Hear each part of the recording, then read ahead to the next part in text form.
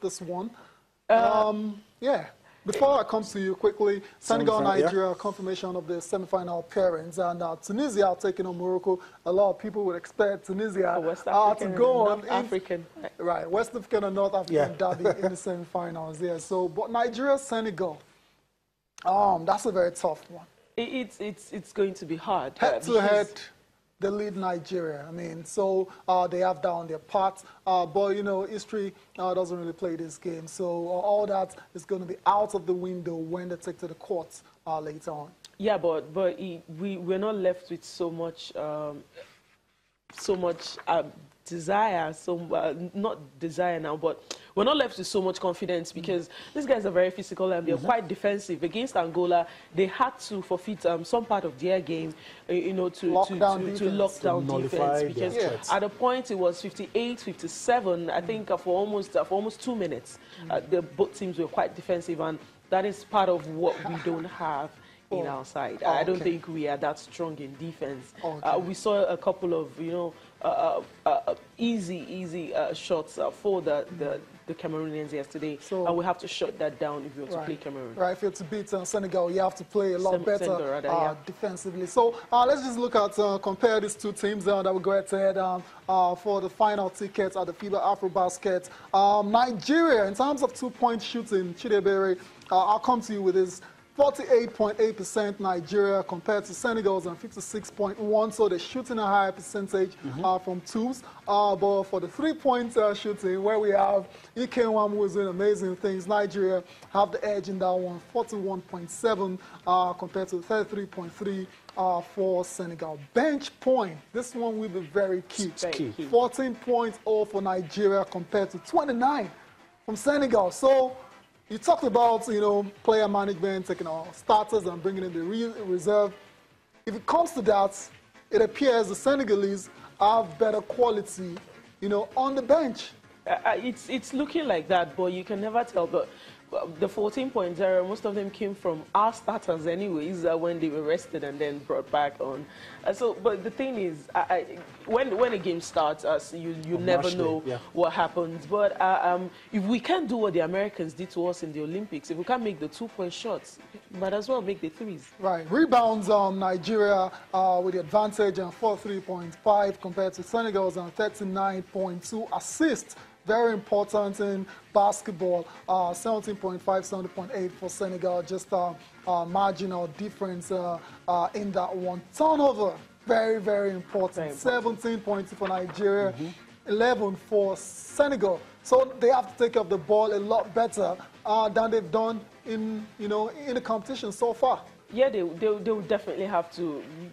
Some loose plays. Very loose plays. Yesterday was, at a point, it was quite frustrating. So they have to, you know, hold on to the ball, make better passes, smarter moves, and I think they might just make it. So, okay. Saying all this, you know, without all the ifs and what ifs, if we do this, if we don't do this, what do you think we have? Without all the ifs and what ifs, just straight from your heart, Nigeria, Senegal on the courts, you see two of them. I think I would really rather come back and say, yay, my predictions didn't work, but honestly, I don't see Nigeria winning. Wow. That's quite some shout from Chidebere. I didn't expect that. Yeah, I mean, she's... I would want to come back here and say... Of course. I was wrong. Yeah, but... Right, you're not very sure about it. I'll say. So that's Chidebere's prediction of the Nigeria versus Cameroon match at the FIBA Afrobasket. We're still talking basketball. This time, Chidebere, massive upset from the Eurobasket. Slovenia defeated former defending champions now, Spain. A lot of good players. Paul Gasol, Marc Gasol, all these guys, you know. Slovenia, first ever final at the Eurobasket. I mean, it shows you all those teams are not smiling, all these so-called smaller nations. I mean, they all, you know, getting better, they're improving day by day, and they're ready to take you down if you give them the chance. And we should also factor in that, look, if people don't have many star players from the NBA, don't just think they're not playing basketball. But we saw that happen. We saw that happen with Costa Rica in the Olympics. I think that was 2000 and 2010, thereabouts. So it's not your NBA stars. The first 2 quarters, I was like, okay, I'm going to take a break now. And then I walked away and came back. I was like, what? Oh, they won. Yeah, like, what happened? But wow, it just shows you that all you have to do is be dedicated. The Spaniards, they kind of lost concentration, if you ask me. They felt they had it. And unfortunately, in basketball, 2 minutes is a lot of time. Right. And that was what it actually took for them to turn this around. This call, was it a true measure of what went down the game, 92, 72, as in the point gaps? Well, sometimes the points doesn't really state how the game went, but the Slovenians, they had to be a whole lot more defensive than they were in the first 2 quarters. And I think that worked in their favor.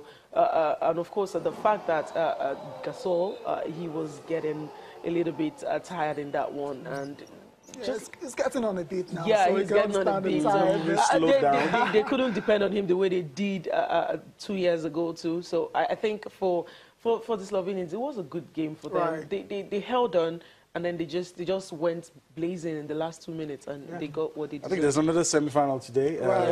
Serbia and Russia. I know you're not a gambling person, but if you're going to pick one person, one team rather. I think the Serbs, Serbia, the Serbs, they've been immense in the competition, and they've kind of had a level of consistency in Eurobasket. So I think they might just edge this. The gap won't be that much, but I think they will edge it.